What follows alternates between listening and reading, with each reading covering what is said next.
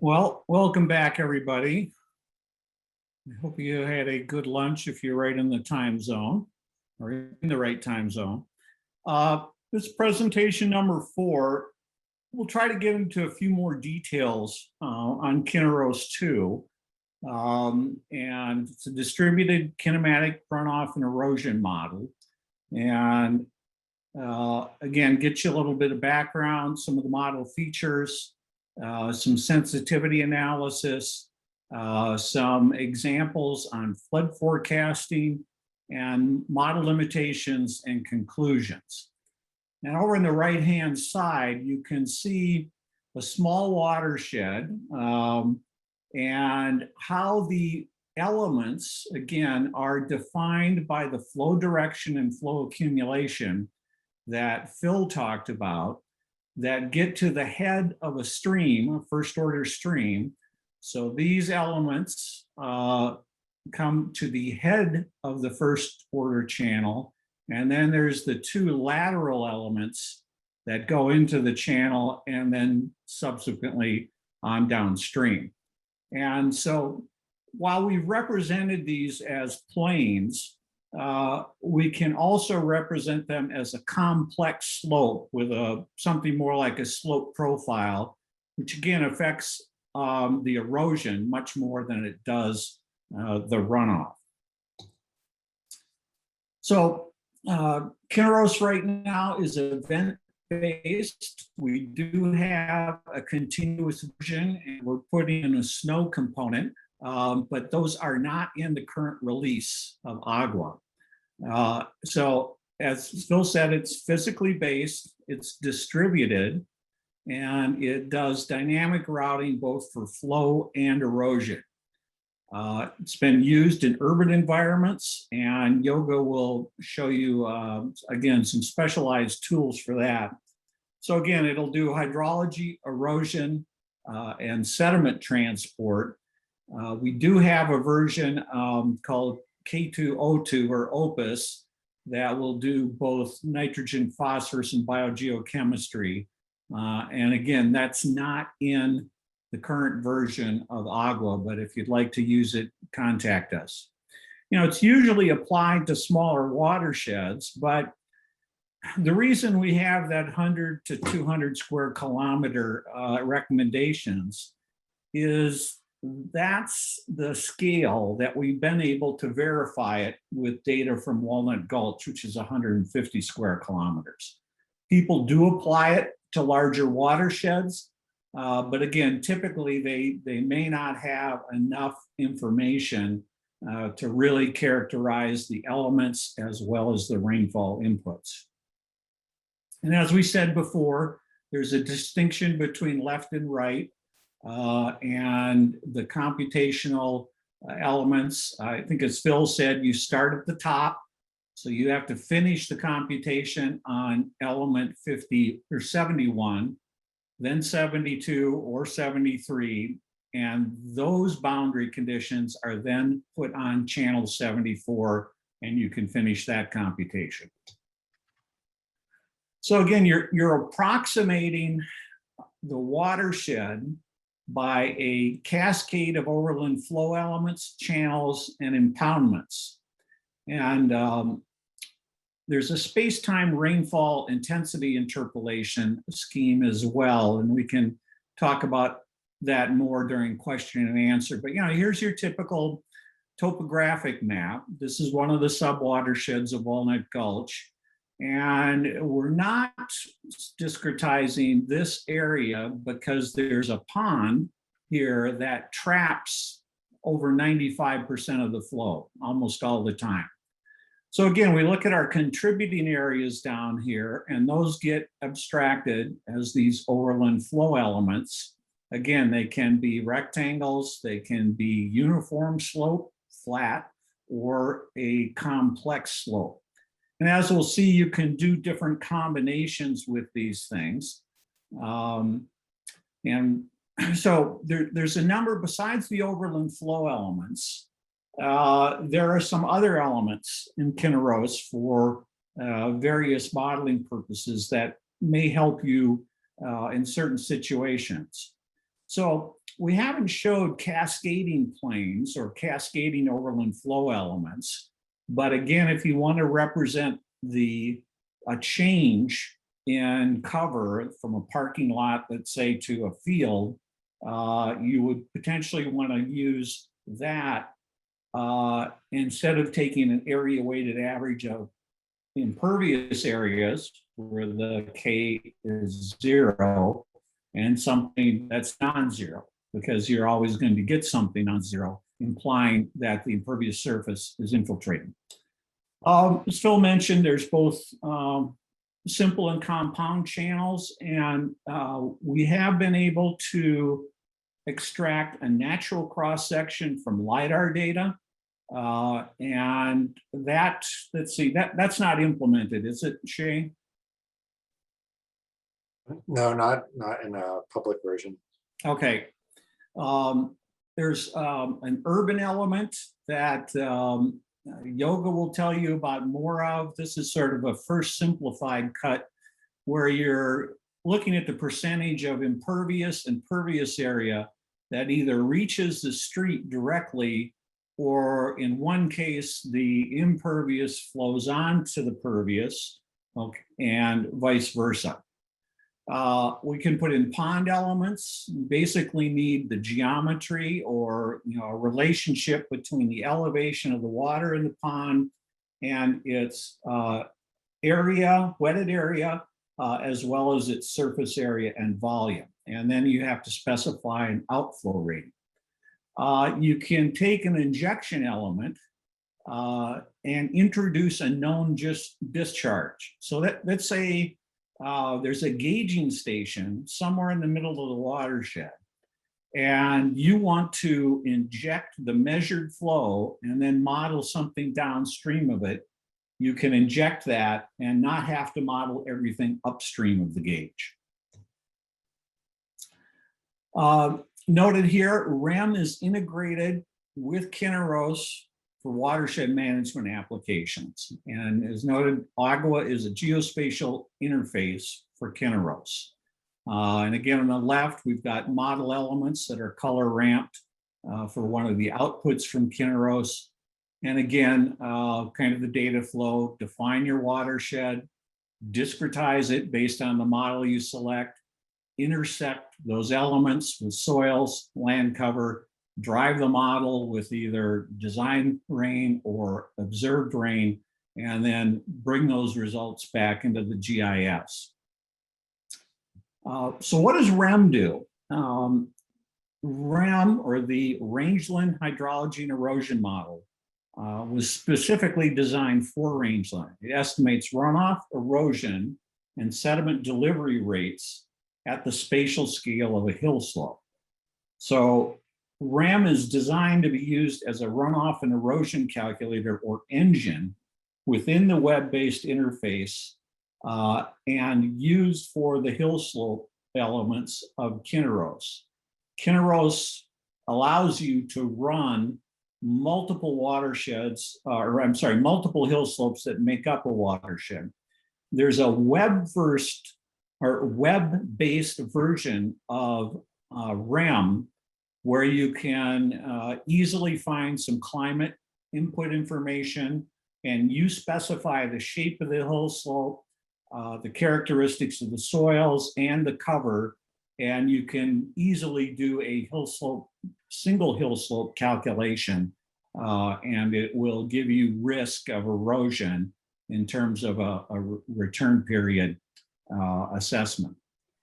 And from a research perspective, REM is a vehicle for incorporating new science from rangeland infiltration and erosion runoff. And on the question and answer site that Shay put up, there's the primary reference for REM is listed there, and it does have an active link. I think you have to click on it twice to get more details on REM.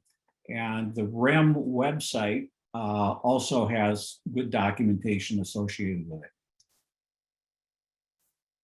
So representation of a slope profile and a flow length. This is something, the way we break up the watershed, we're basically transforming a two-dimensional surface to a one-dimensional surface where everything, you can use one-dimensional differential equations. And so imagine if your hill slope is uniform. So this is a channel area, and this is a ridge. And if you look at the length of flow, let's say, from here, this ridge down to the channel, it's only a few pixels. If you do it from this point, it's more pixels. So to get a better representation of what might be an irregular contributing area to a channel, this method has been developed by Dennis Flanagan. And basically it says, all right, here's my contributing area to this channel. I want to look at all of the flow paths down to the channel. So in this case, the ridge is here, the channel's up here. So it tracks every flow path, and you get a weighted slope and a weighted flow length. And this allows you, to do less distortion, if you will, of the real case. So you would come up with a profile, something like this. And again, in an erosion context, things will deposit down here where the slope decreases. And, for a lot of hill slopes, this is, a typical landform.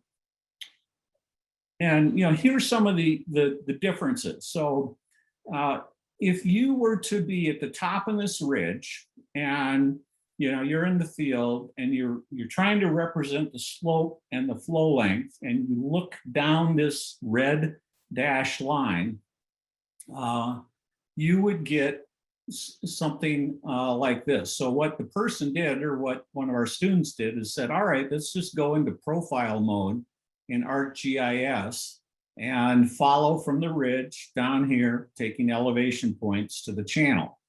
So you get a flow length of 45 meters. But because of all of the other flow paths in here, when you use the Flanagan method, your representative flow length through those weighted equations is 75 meters. So again, this is another example of just a refinement to try to get compound slopes or complex slopes instead of just representing things as a flat overland flow plane. Some of the types of elements, and this one is in one of the exercises as well. So this is a diversion element. So this came up in an example in Denver where, let's say a subdivision goes in and they have to take a wetland. So the regulations require that you replace that taken wetland with an artificial wetland. So what this does is says, all right, you've got a incoming channel, and now you want to spread the flow out, make it go through a more sinuous flow path, and usually have more roughness elements to slow it down. So there's a pop-up window here that will tell you how to split the flow. So you have to make up those numbers, and of course, it all has to add up to 100% of the incoming flow. Again, you can change the slope, the roughness, the infiltration characteristics for the new flow paths. So again, it's a way to mimic what a natural wetland might do in terms of slowing the flow down, reducing peak rates, and that sort of thing. And when you take a watershed apart like this, again, you're transforming a two-dimensional flow path into a one-dimensional flow path. It's easy to take these pieces, if you will, and move them around or split them. So, here's a more complex example where we have one cascading element coming into the upper part of another cascading element. So, let's say this is a field and this is a Walmart parking lot. And so you're going from infiltrating to a asphalt or an impervious surface. And if we were to represent that with just one element, again, we'd have part of the area with a KS that's 0, and part of the area or an effective hydraulic conductivity, and part of the area with non-zero. And if you take an area weighted average of that, you'll get something that's non-zero. So, you know, the impervious stuff is going to drive the flooding. So you want to represent that specifically, and that could be any major change in the type of land cover. So again, we can have cascading elements here. We can put an injection element here.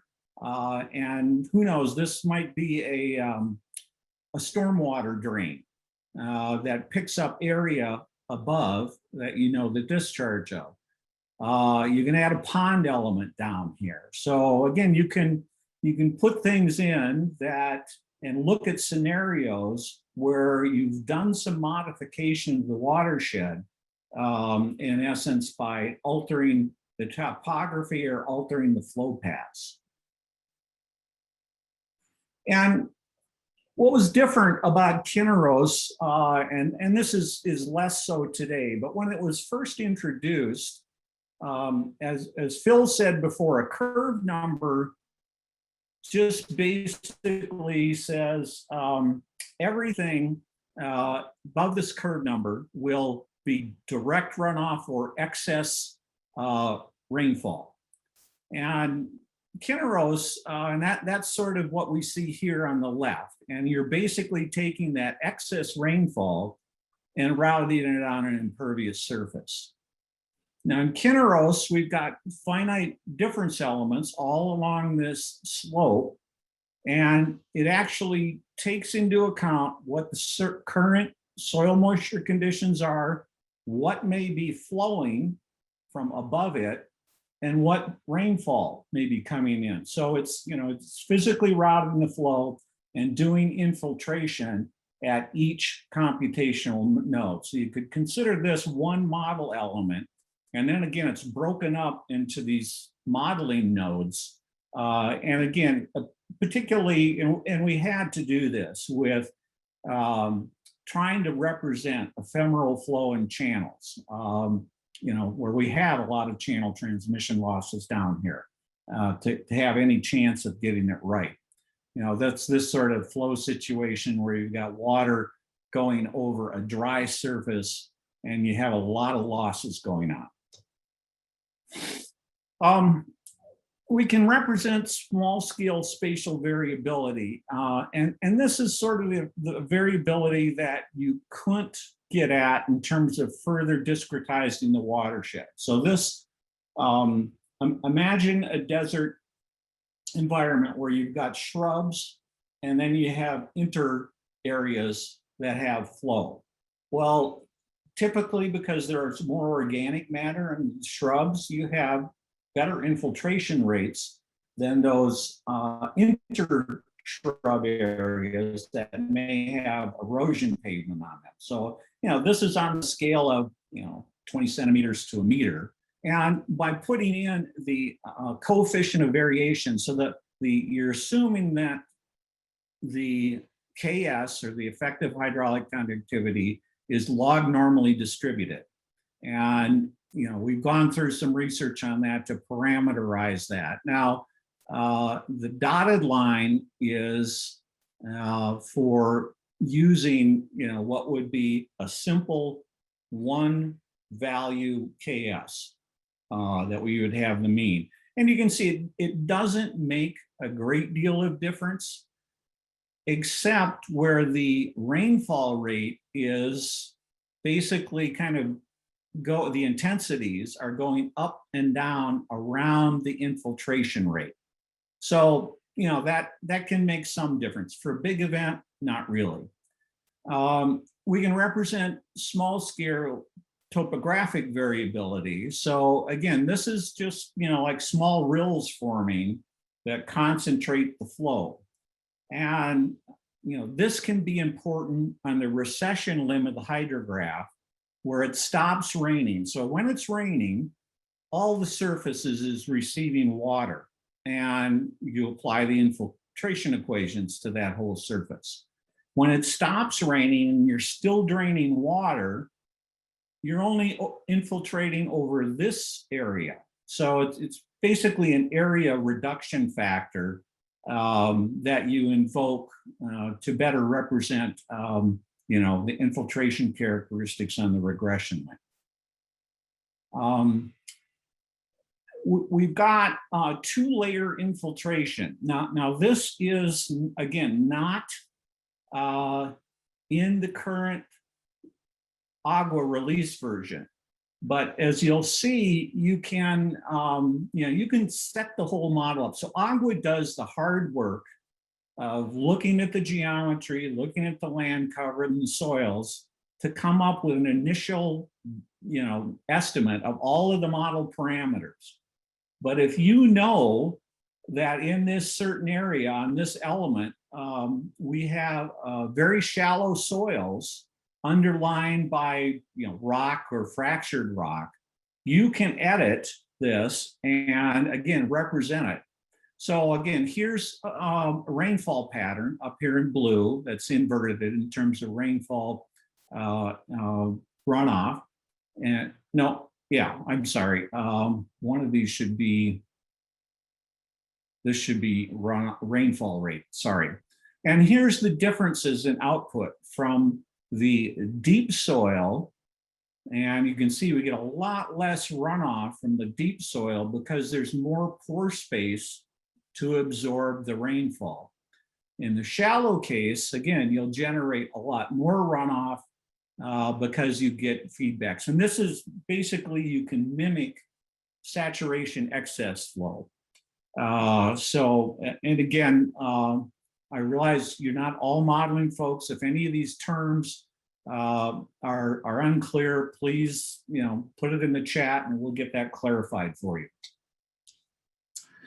Phil mentioned a compound routing element. This can be handled, and this is pretty common in flooding situations. You've got a main channel that's pretty clear of vegetation and whatnot. And then you have an overbank situation where you've typically got a lot more vegetation. You may have cobbles and rocks. And this allows you to use a different roughness value in each one of these cases and a different infiltration value in both of them.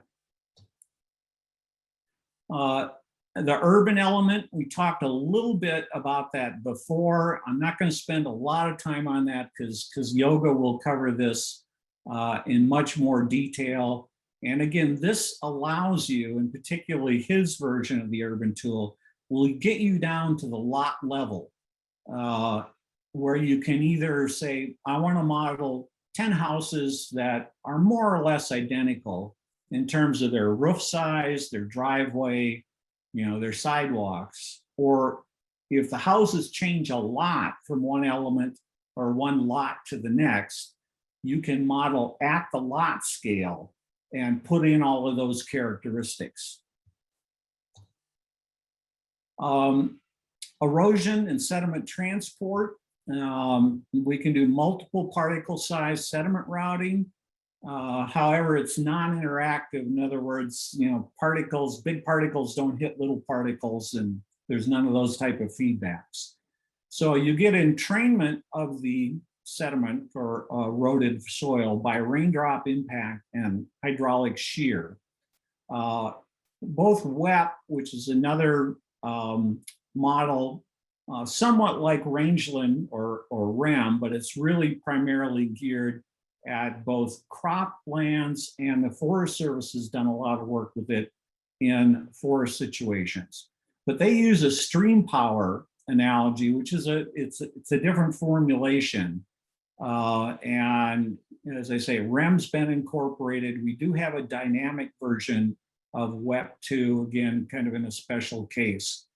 But just like the flow, you've got flow direction, you've got entrainment by rainfall impact, and then entrainment by hydraulic shear. So if the ground slope all of a sudden drops, you will deposit a lot of that sediment. And so you have a split in the amount that will go out of the channel downstream and the amount that might be left on the hill slope area. And here, are the equations for that. And actually, these are, well, there's a number of references here. And again, this is some coefficients. This is a concentration-based equation. And again, you need some parameters like this, the splash and sheet erosion term, concentrated flow term. And again, if you want details, we've got references and we can talk about it more. So what do we need to estimate all these parameters in KINEROS? To get reasonable initial estimates, we have geometric parameters. So that's the position in the watershed, the length of the overland flow hill slope, its slope, and its width. And this is all done as part of using the DEM and the watershed discretization process. For hydraulic roughness, you may want to put in microtopography and then interception from a vegetation standpoint. And again, those terms we've estimated from literature. There's not a national data source that will give you microtopography. From infiltration, we have saturated hydraulic conductivity, a porosity, a suction term, rock residual, maximum fillable porosity. And those are terms for the green ant type equation that was the original part of KINEROS's representation of infiltration. With the REM infiltration, we get a KE, or an effective hydraulic conductivity, from transect sampling that is either done as part of the AIM process that BLM uses, or part of the National Resource Inventory that NRCS is using. And again, that does better, I think. And a lot of this stuff is in soils tables, and it is around for certain textural type soils.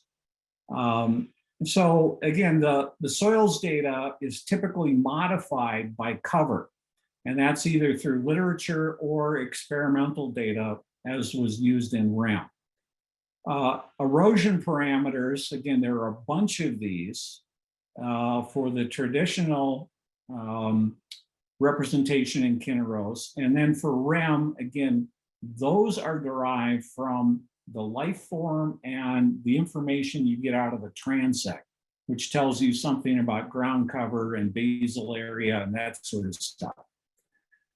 So we also need channel parameters, and if there are culverts, we need information about ponds and detention structures and urban elements if you're going to model those. So it's a lot of stuff. So the more complex and flexible a model is, the more of this information you need, and it doesn't necessarily make the model better. So you probably heard the phrase that all models are wrong, but some of them are useful.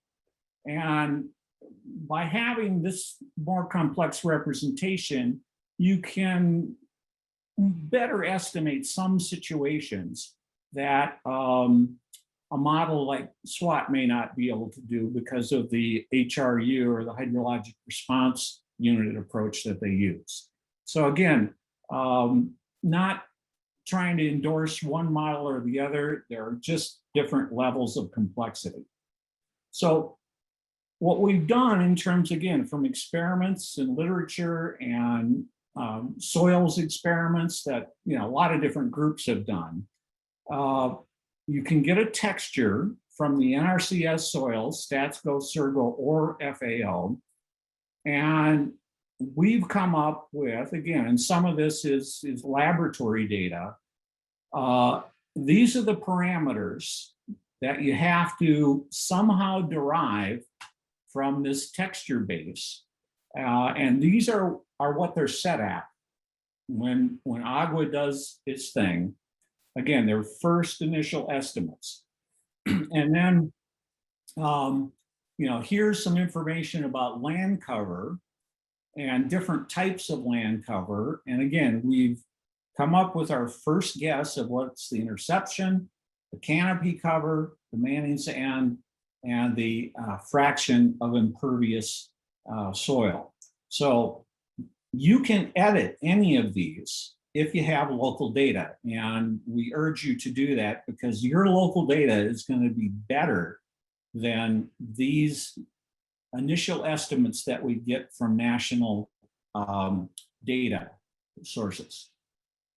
So, here's where you often start. I mean, this is an aerial photo of an urbanized area. So, you've got an airport down here, you've got some parks, railroad tracks, and then that often gets classified with some remote sensing tools, where you would classify those areas into impervious, green, grass, whatever.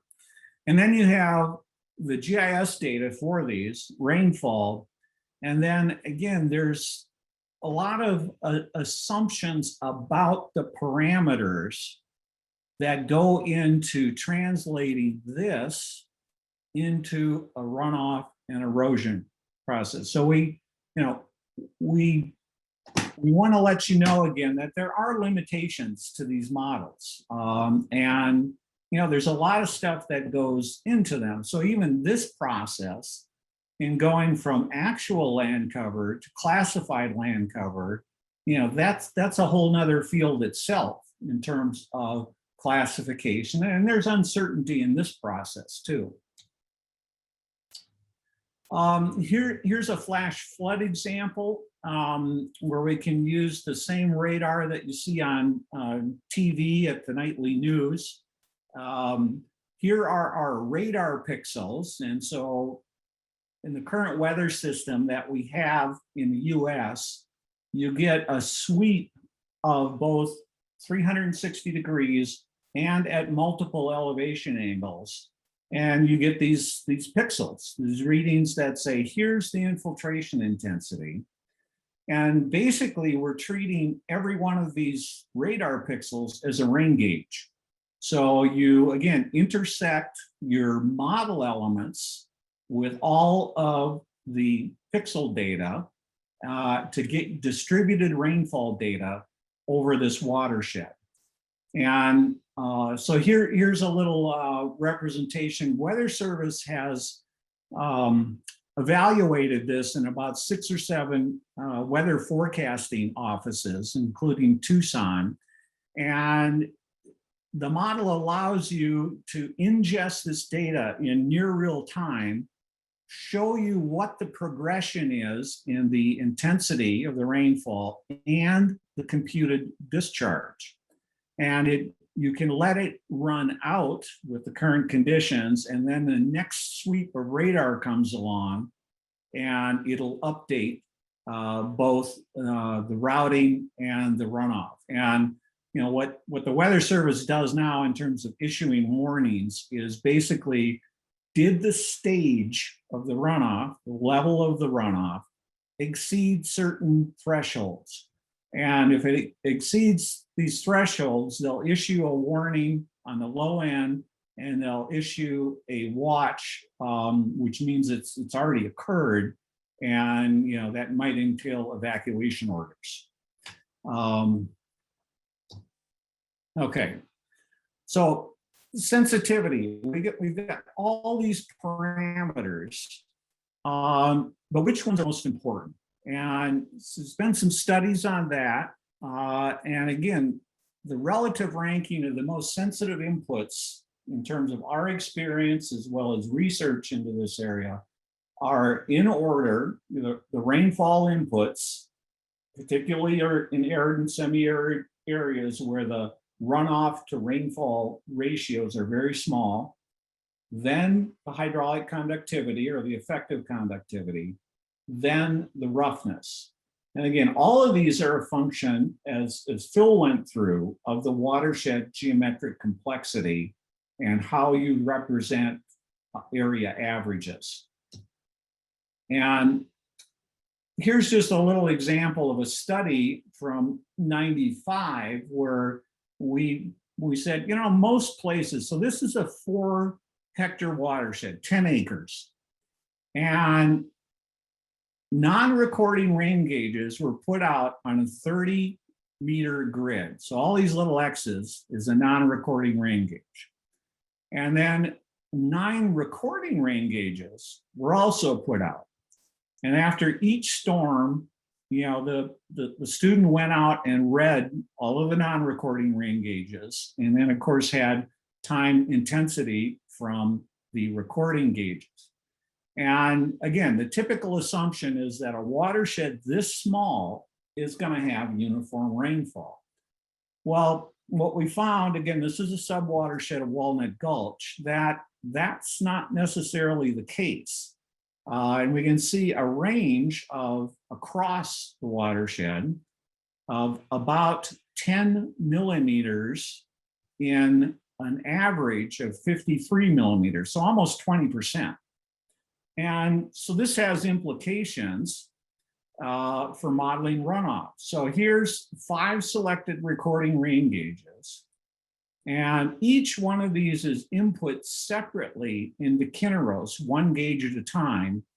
And here's what you get in terms of the variability of computed runoff. Now, when we use our space-time averaging, it agrees quite well with the observed, and I don't have that on here, I apologize. But the point is, if you're going to model at a small scale, you also have to know about the variability on a comparable scale. So this is a case, excuse me, of a 6 square kilometer basin. Again, subwatershed 11 in Walnut Gulch. And these squares are the radar pixels. This is the older radar where it was 1 degree, the pixels were 1 degree radially and 1 kilometer distance-wise. And it just turns out for the distance from Walnut Gulch, they're about 1 kilometer each. And again, here's the hill slope elements are in green. Channels, there's the outlet is over here. We've got about 10 rain gauges. And again, these are the radar bins. So what we get out of this when we go through the soils and cover is relatively homogeneous soils and cover parameters. Things don't vary that much in that regard. So 10,000 100,000 Monte Carlo simulations were done where you're actually varying all of those parameters in KINEROS. So there are 23 parameter modifiers. And the idea here is that the GIS will give you the initial relative difference between this model element and this model element for soils and land cover and that sort of thing. So then all of the hill slopes for, let's say, the hydraulic conductivity are multiplied or scaled up and down. So the relative difference between one element and another is also scaled up and down. And if we don't do that, we get way too many parameters to even make sense of that. And then out of this, there's some rules to say, well, what's a successful forecast? And they call it the behavioral envelope. And again, we can get into that if you would like to. But here's the relative influence of all of these parameters. So, and what are their total effects, first and second order effects, as well as their interactions. So this is, let's see, a global sensitivity analysis using the Sobel method. But so here's the one, this is the planes KS multiplier. And you can see that's got some influence. And then we've got the roughness, all these other parameters, the coefficient of variation, etc. And here is the rainfall input bias. So you can see it dominates all of these other parameters.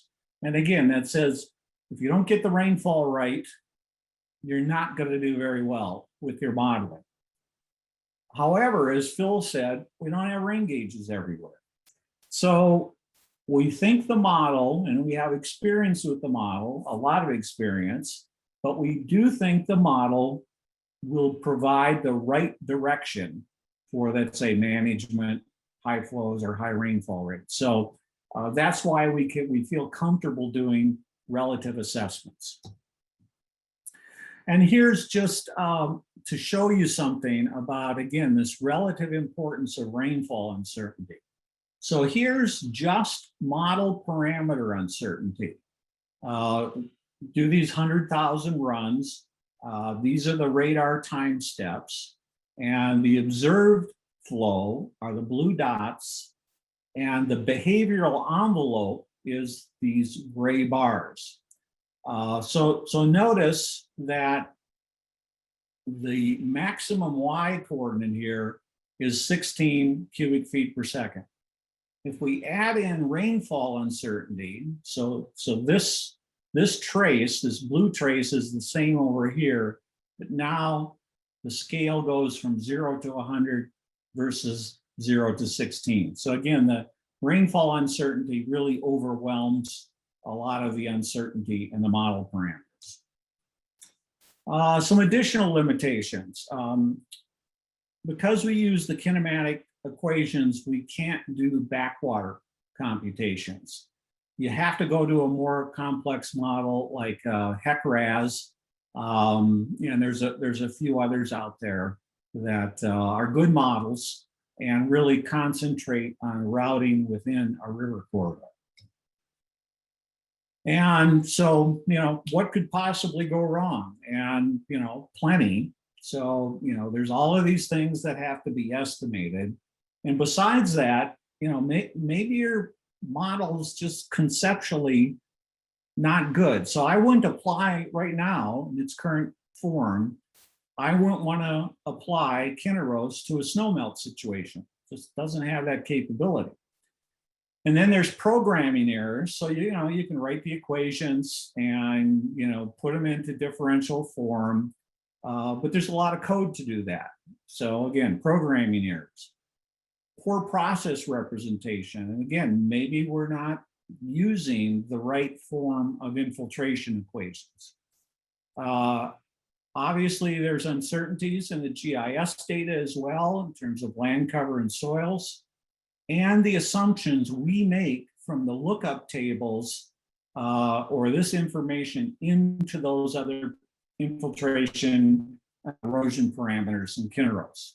So then there's processing errors that are more visible or easily detected in terms of errors in the GIS. So many of you know that and they're getting better, but in a lot of the original DEAM data, there were artificial pits where the water would flow in and didn't have a well-determined outflow because there was like an artificial pond created by errors in the DEM. Again, lack of data, and if AGWA fails to characterize the watershed. So I'm not trying to discourage you, but we want to give you a realistic notion of the kinds of things that can go wrong in the modeling process. And again, you'll see through the tutorials that the way we use these, again, particularly when we don't have any rainfall data or any runoff data, we use a relative analysis. And again, we think that the models are good enough, and again, this is based on experience in a lot of places, that they're at least estimating things in such a way that if you change X parameters, you'll get the right trend or direction in trend to the model outputs. So strengths and weaknesses. We're fortunate that we have readily available inputs in terms of the national data sets. And again, that does not apply necessarily to rainfall. It's physically based, relatively high resolution. You can simulate flood routing, not as well as you can in, let's say, HEC-RAS, because that's a multi-dimension model. We're just doing it in one dimension. But what the HEC models don't do yet, they're working on this, they don't do erosion and runoff simultaneously. And of course, that's the way it should be done because water drives most of those processes. Weaknesses, of course, more parameters to estimate. Again, we've got a continuous model, but it's not released in AGWA. We're doing more testing of it now. The subsurface component is weak.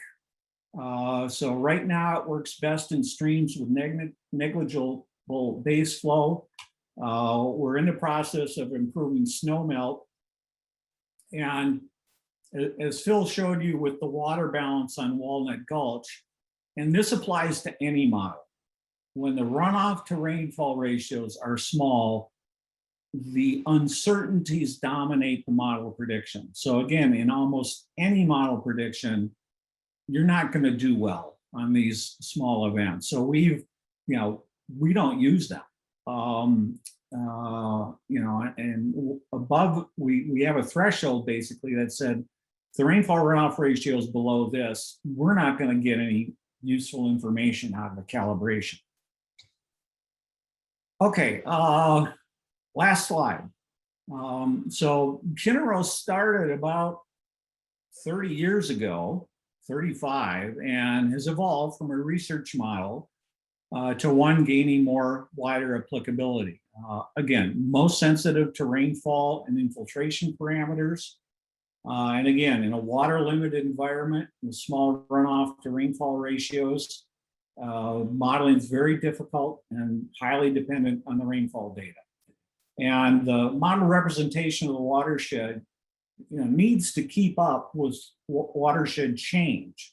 So if you got urbanization going on, change in ag patterns, or fires that have changed the land cover, those things have to be kept up to date if you feel you're going to try to model these things in a more realistic way. So let's see, how are we doing on time? 12:45, just under. So I don't know if we want to take any questions now, or again, put them into the chat box. If Shay will transfer those to the Google Docs, and we'll try to keep up with answering them. And there's 7 and 8 questions in that last time I checked. And again, stay on before the next break. Maybe stay on the line if you want to ask a verbal question, and we'll stay on the line and we can talk about it a little bit. So thank you.